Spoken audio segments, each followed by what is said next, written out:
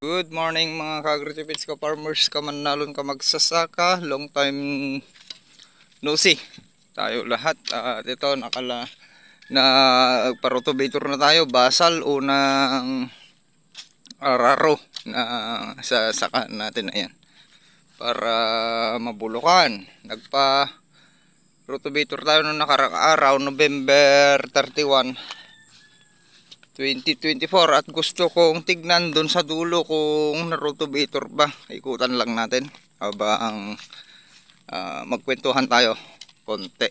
Kaya napaka-importante po ito na gawin ninyo, magpa rotobator at least 21 to 30 days para mabulukan yung palayan nyo. May pumapasok na tubig, pwede na nating i-kuan yan, huwag nang papasukin para matuyuan konti. Ayan, matagal pa, punta tayo dun sa dulo para tignan kung yung pinaka mataas na bahagi natin doon, dalawang pinita, tignan natin kung maganda yung pagka-rotobator. Ayan, ayan, tanggalan muna natin ng kanyan tubig para matuyuan konti. Matagal pa naman yung taniman. Sa nagpa-schedule tayo dito pagkatapos ng sa 27-28 yung schedule natin. Ayan, ayan, hindi na pinuntahan nung rotobator yung malalim na bahagi. Alam niya kung nasaan yung malalim, mababala ako dyan, kaya hand tractor na lang yung titira dyan.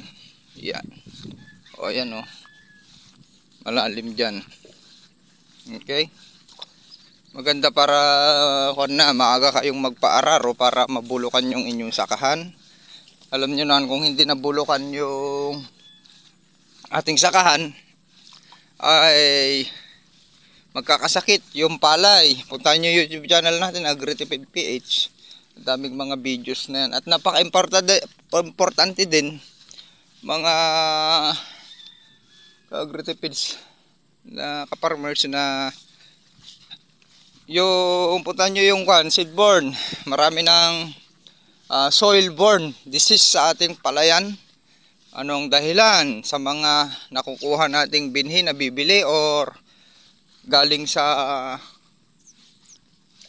subsidy na galing sa Department of Agriculture, na tignan nyo kung may mga nakukuha kayo noon pa na mga madudumi.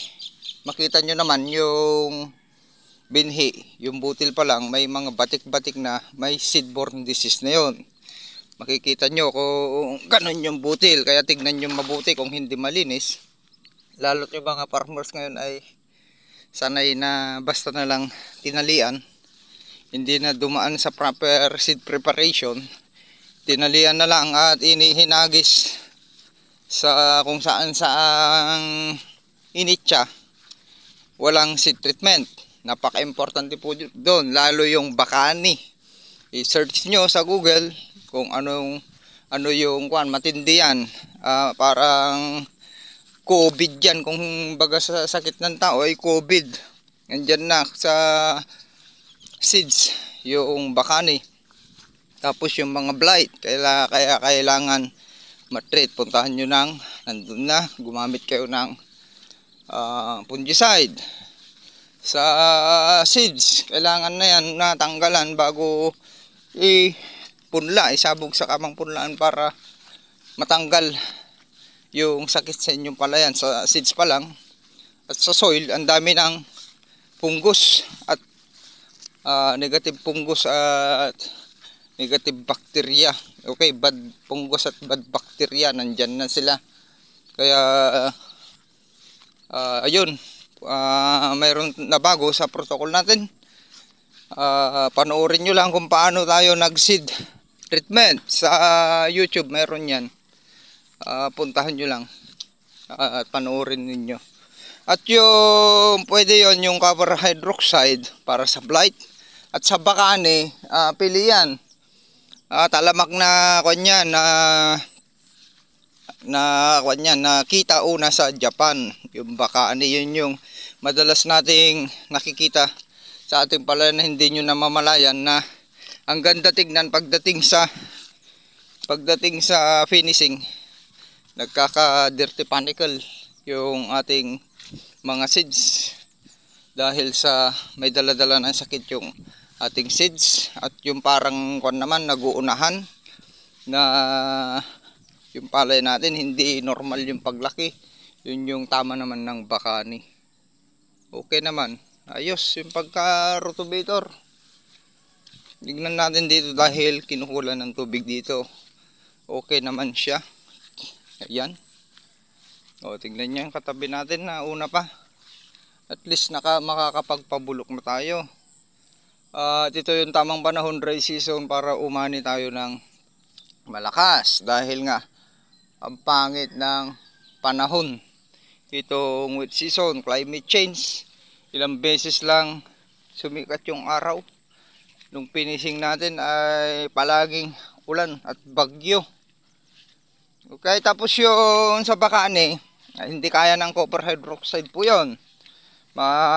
Pwede yung armor. Meron active ingredients yung armor para sa bakani. May tumel.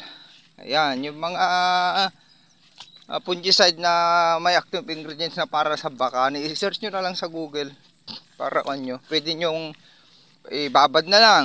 Ang nakalagay kasi sa pag-seed treatment ay ilinalagay sa, inahalo sa seeds, ikinukot. Pero sa pagkaintindi natin, mas maganda kung mismo sa pagbabaran ay mayroon na, mas maganda pa doon. Dahil nga manunuot, kumbaga binabad natin ng 12 to 24 hours ay nakakapit hanggang sa butil. Unlike kung nakakot lang yan, yung trinit nyo lang ay yung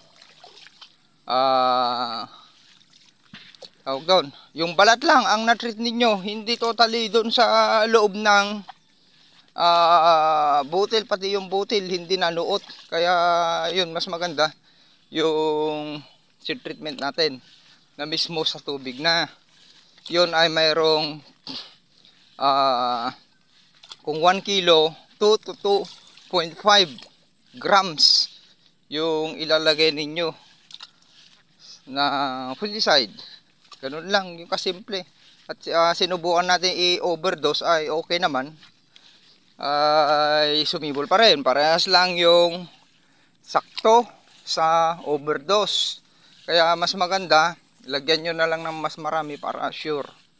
Yan, mag-seed treatment na kayo, lalo sa mga hybrid, para hindi sayang yung gastos natin. Ang mahal ng ginagastos natin, umaabot na sa mahal ng inputs at labor, ay maabot yung, kung talagang gastusan natin, umaabot yan sa 60 to 70,000 na kung binili natin lahat.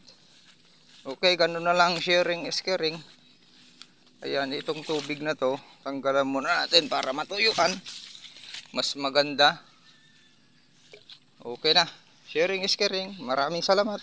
Usap tayo sa susunod. Seed treatment. Bye-bye.